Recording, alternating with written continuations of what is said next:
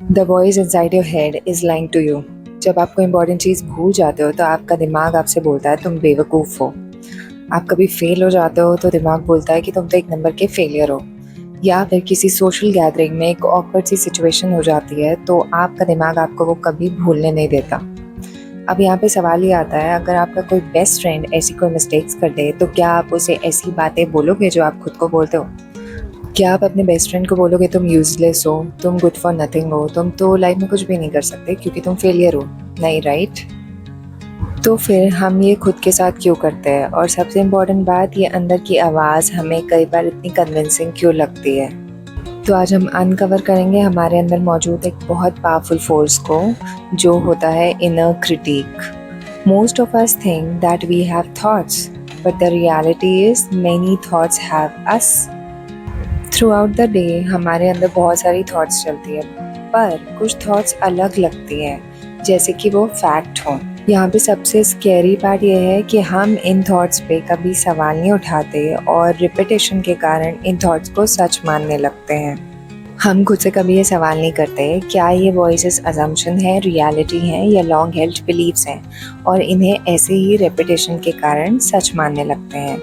सबसे पहली बात है, ये वॉइसेस हमारे अंदर ऑलरेडी मौजूद हैं क्योंकि हमारा प्रिमिटिव ब्रेन इसी तरह से डिज़ाइंड है। जब हम जंगल्स में रहते थे तो ये इनर वॉइस हमारे काम आती थी हमें सेफ रखने के लिए। ये वॉइस हमारी हेल्प करती थी अगर कोई डेंजर सिचुएशन हो तो उससे हमें बचाने के लिए। लेकिन जब ये वॉइस ओवर पावर कर लेती है बाकी सब वॉइसेस को, तो हमें समझ जाना चाहिए कि ये वॉइस हमारे प्रिमिटिव ब्रेन से नहीं आ रही है। This is a learned behaviour. ये हमने अनकॉन्शियसली अपने एनवायरनमेंट से सीखी है।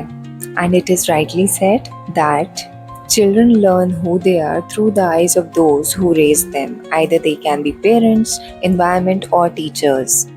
Let's understand something very important. We all have three sub-personalities. First one is dreamer. Dreamer हमें बताती है कि हमें क्या क्या लाइफ में अचीव करना है, हमारे गोल्स क्या होंगे, एम्बिशंस क्या होंगे, हमें क्या मटीरियल चीज़ें एक्वायर करनी है, and so on. Whereas doer helps us in achieving these goals जो ड्रीमर ने सोचा हुआ है.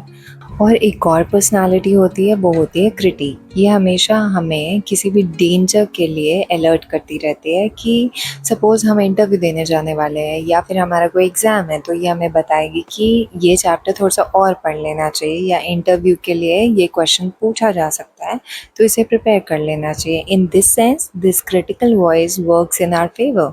But what happens when this critical voice overpowers doer and dreamer personality?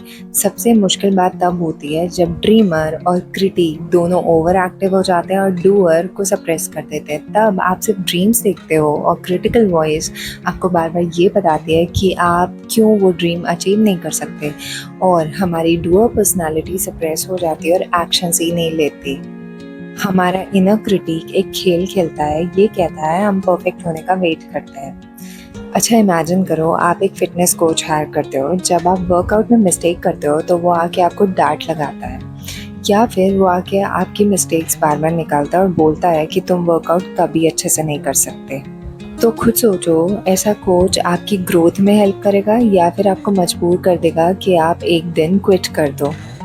तो जब हम ये सेम चीज़ खुद के साथ करते हैं तो हम कैसे एक्सपेक्ट करते हैं कि हम लाइफ में ग्रो करेंगे? So let's understand how to manage this critical voice and make it work in our favor. In order to manage this critical voice, first of all we need to know क्या ये overpower कर रही है बाकी दो personalities को. तो इसको समझने का सबसे अच्छा तरीका है कि क्या आपके अंदर हमेशा आवाज़ आती है कि मैं परफेक्ट हो जाऊंगा तब कोई काम करूंगा, क्योंकि ये क्रिटिकल वॉइस हमारे अंदर परफेक्शन सिंड्रोम के फॉर्म में हमेशा मौजूद रहती है. जिसकी भी हैबिट है एक्शन ना लेने की और वेट करने की परफेक्ट टाइम के लिए, समझ लो कि आपका क्रिटिक ओवर एक्टिव है. तो अगली बार जब अंदर से आवाज़ आए I am not good enough, तो खुद से एक सवाल पूछना, इज़ इट अ फैक्ट और एन अजम्पशन, या फिर ये आउट ऑफ फियर है? जब आप ये सवाल पूछना सीख जाते हो तो आपको क्लैरिटी आती है और समझ में आ जाता है कि ये लर्न बिहेवियर है, ये एक्चुअल में ये वॉइस मेरे लिए काम की है और आप उसे उस तरह से यूटिलाइज करना सीख जाते हो।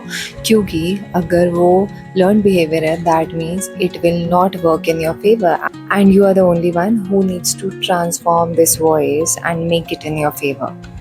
So let's come together and make our mind a safe space to thrive and succeed in life.